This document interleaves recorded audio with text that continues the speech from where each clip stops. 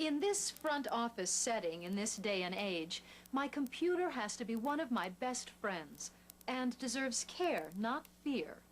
First thing in the morning, I switch the computer on.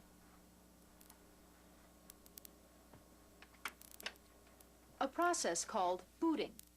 If the computer doesn't come on, I check the plug and the electricity supply. The electromechanical equipment of a computer system is called hardware. It consists of the computer, or central processing unit, CPU, a keyboard and a mouse, which are input devices, and a monitor, which displays the computer's output of data or information. The computer's memory holds the information temporarily to organize, edit, or change it. The memory is built in at the factory in computer chips. Also built into this computer is a hard disk or hard drive, a fast storage device with a capacity for millions of characters or bytes of information. Another storage device is a diskette. These are 3.5 inches wide. Data on the diskette can be transferred to the computer by inserting it into the disk drive. Data can also be transferred from the computer to the diskette. Built into this computer is a modem, a device that converts computer data into signals for telephone transmission, and at the receiving end, converts it back into data.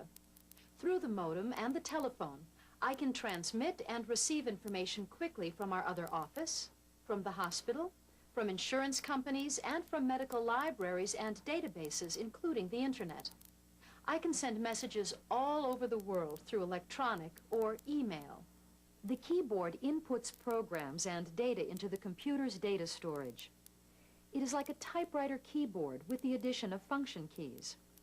Depending on the software program being used, these keys tell the computer to perform specific tasks, such as edit, format, delete, etc. Newer and enhanced systems use a mouse and software to perform these functions, often in association with the keyboard. The keyboard is easily damaged if liquids and food are spilt on it. A mouse is connected to the computer. It is a small box with a rubber ball that is rolled on a pad on the desktop. The ball accumulates dust and should be taken out and cleaned periodically. This diskette, a magnetic storage device, has a sliding metal cover which protects the data access area. These disks have a small storage capacity and are mostly used to transfer data and programs from one place to another. This tape stores large amounts of data through the tape drive in which it is inserted. It is automatically programmed for backup each day so that if the hard drive storage system fails, we do not lose all our data. For further safety, it can be taken out of the computer and stored separately, even off the premises in case of fire. Some medical practices are now using pressure-sensitive barcode labels on patient file folders. Software systems provide on-demand printing of the folder label, the barcode, and any specific color coding.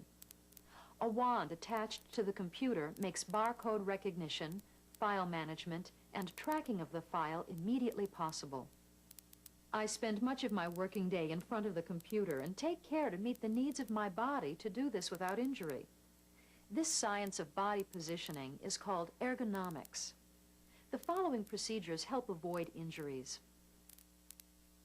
Place the monitor at or just below eye level. Place the computer keyboard low so that the arms are in a neutral or down position. This prevents frozen shoulders and carpal tunnel syndrome, a repetitive motion stress injury. Some people find a wrist support like this to be useful. Adjust a well-designed chair to your own height and build to tie in with the keyboard and monitor levels. For a short person, a footstool may be needed. Take breaks from the computer and do body and wrist stretches.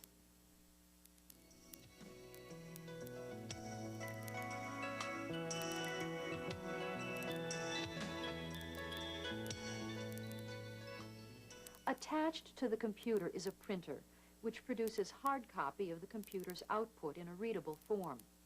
This printer produces laser-generated copy. Into this compartment is placed regular 8.5 by 11 letter paper, and into this other compartment in this machine are placed envelopes, labels, and paper of other sizes.